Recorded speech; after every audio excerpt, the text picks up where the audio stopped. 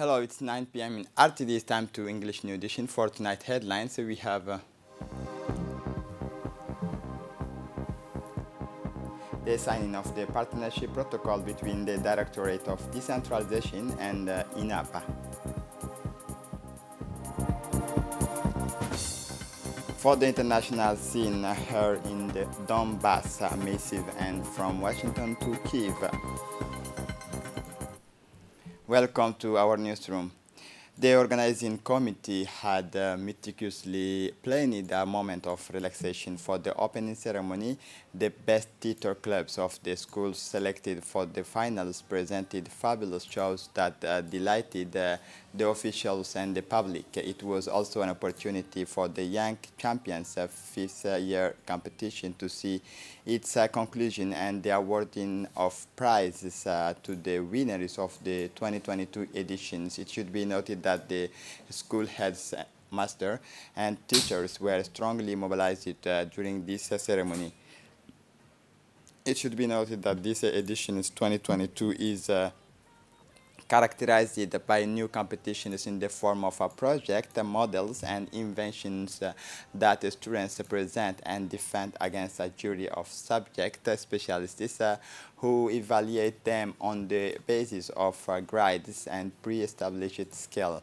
Thus, several disciplines and activities such as mathematics, robotics, ICT, physics, chemistry, SVT, dictations in French and Arabic, writing productions, economic news, theater, philosophy, talks, show, or the questions for young champions have made the meaning of the competition.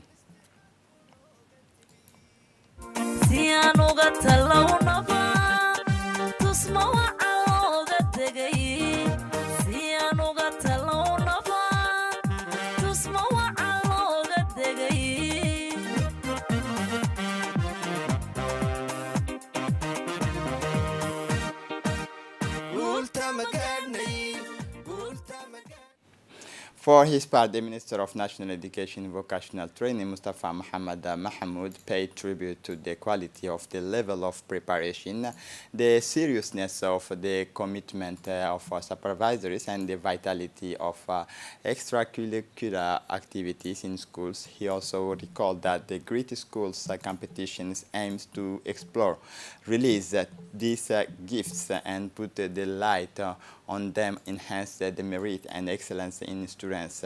He recalled that under the impetus of the President of the Republic, Ismail Omar Guelleh, he had launched the Great School competitions in all schools in the country to allow students to express their talents equally through different disciplines and highlight their hidden potential and arouse vocations through healthy emulations to develop performance and promote excellence in our schools.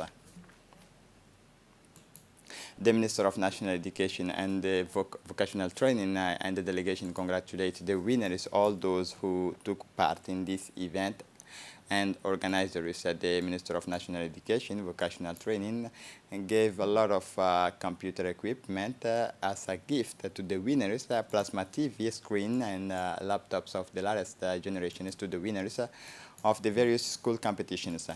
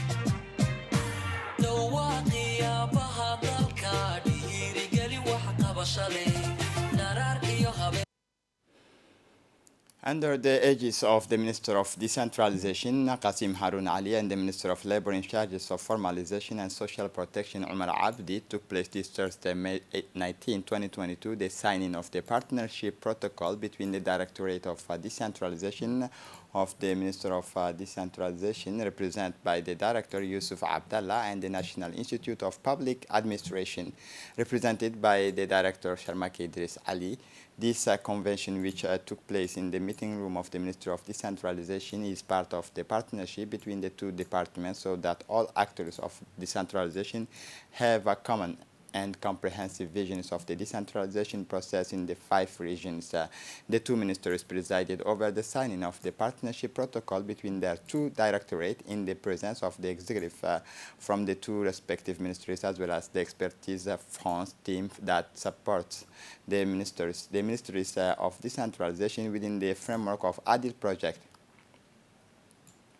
For his part, the Minister of Labor in charge of Formalization and Social Protection, Umar Abdi Said, said that the objectives of this partnership is to structure exchange between the Directorate of Decentralization and INAPA, and to help the actors of decentralization to understand and know their roles and prerogatives in order to contribute to the development of an implementation strategy of the decentralization process.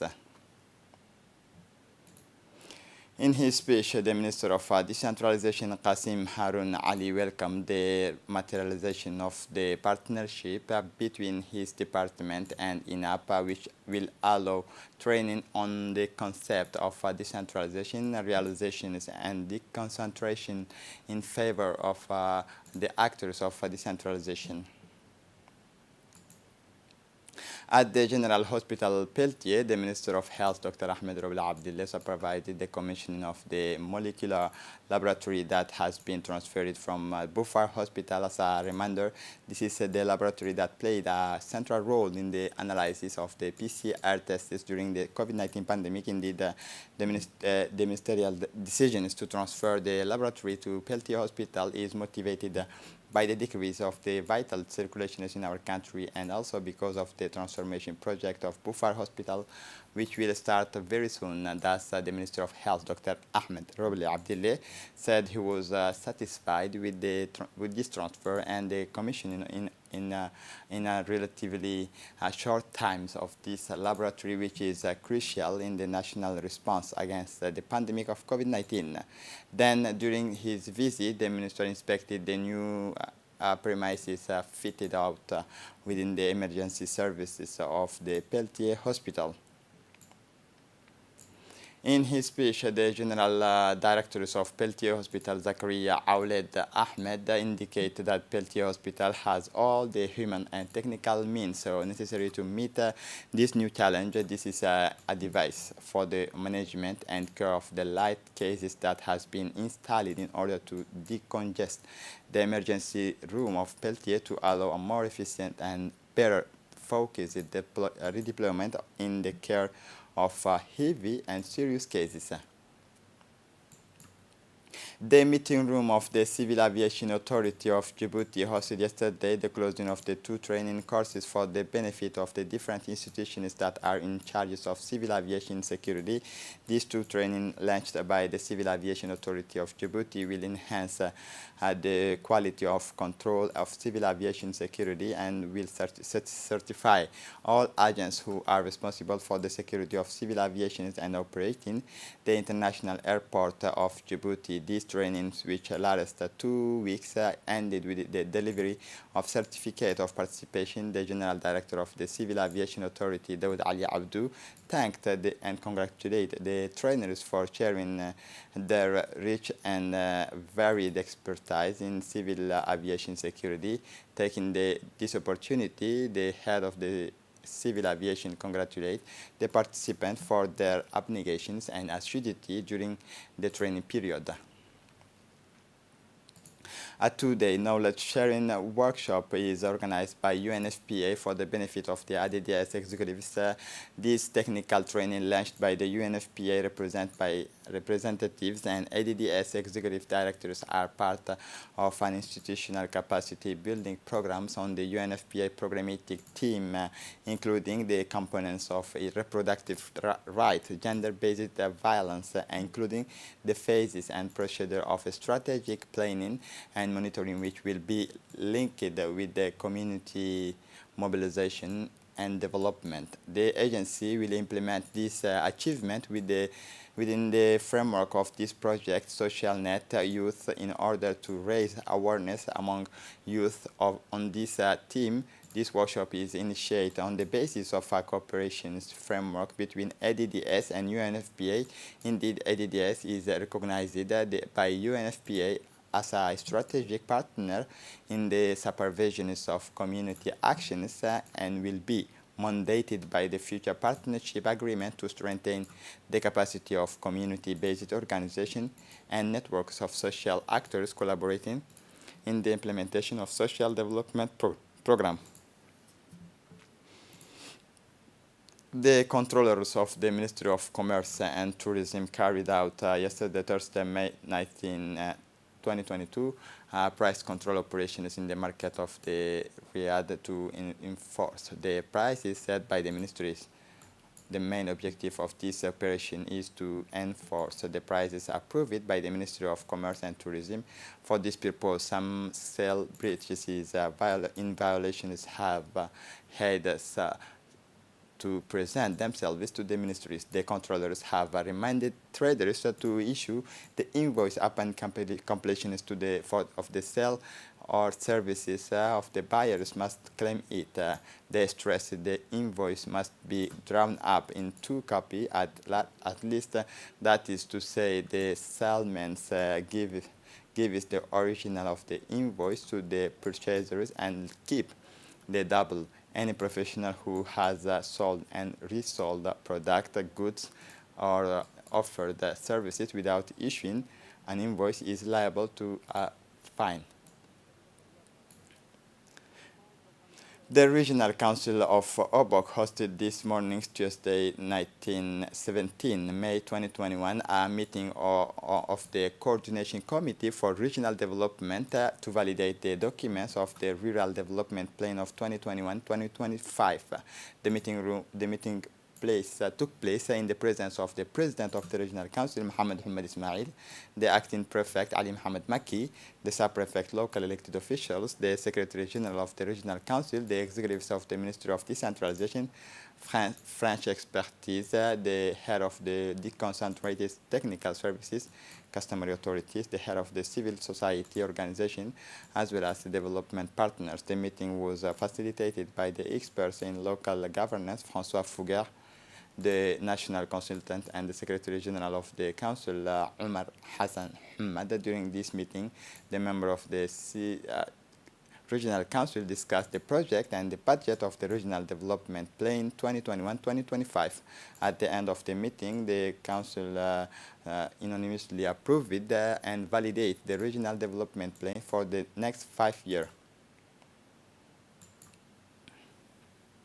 The Associations of the Youth of Ali Sabih launched on May 14 the official ceremony for the start of the training entitled Capacity Building Civil Society Organizations as a joke, and a total of 6 training sessions and a rate of 2 sessions per month are planned over a period of 3 months from May to July 2022. It was a pilot micro project financed by the UNDP and supervised by the Regional Council of Ali Sabih. In addition to the associations, 3 other associations also benefited from financial support. The president of the AGCD thanked the UNDP and the associations that trusted to the association, which will spare no effort to carry out but this small pilot project. Ms. Hawa Ismail congratulated the association for launching this training program, which is part of the transparency, accountability, and civic engagement project. She encouraged participants to make the most of this opportunity. As part of the relaunch of the COVID-19 vaccination campaign in the interior region, a meeting of advocacy and commitment was held yesterday morning in Dakhil within the Kil Regional Council. This meeting was chaired by the advisors to the Minister of Health, Hassan Musa, in the presence of the head of doctors of the center of Dakhil, in the presence of the local authorities, such as the Deputy Prefect, Fuad Abakar, and the Vice President of the Regional Council, Ibrahim Guru. He was convinced that all the ulema and imams of all the mosques of Dakhil in order to raise awareness and pass on the messages through the mosque and talk about the disease and the use of the COVID-19 vaccinations. For the international scene, war in Ukraine held in Donbass, massive aid from Washington to Kyiv. The war in Ukraine entered its 86 days on Friday. On the ground, Russian forces are increasing the pressures in the Donbass in eastern Ukraine, which they have turned into hell, said this May 20, the Ukrainian President Volodymyr Zelensky, who also considered that the massive aid announced by Washington to Kyiv is an investment in the security of the West. The U.S. Congress released on Thursday a huge envelope of $40 billion to support the war efforts of Ukraine against Russia, and the G7 finance ministers have started to count the billions that each country could pay to Kyiv for our partners. This is not just the spending or giving. Zelensky reacted in his video addresses on Thursday night. And to close up this edition, a record of more than 59 million displaced people in 2021 conflicts and natural disasters drove millions of people from their homes last year, bringing the total numbers of the displaced people to a record high of nearly 60 million, according to studies released Thursday by the NGOs. A new studies on migration released Thursday reveals the alarming number of displaced people in the world, according to the Internal Displacement Monitoring Center annual report. There were 59.1 million internally displaced people in 2021, 4 million people more than the previous year. Unprecedented numbers were also recorded last year in the Democratic Republic of Congo and Afghanistan, where the return of the Taliban to power combined with drought has caused many people to flee. In contrast, the Middle East and Northeast Africa recorded the lowest level of the displacement of a new displacement in a decade. And this is it for the news. Thanks for watching us. Have a good evening.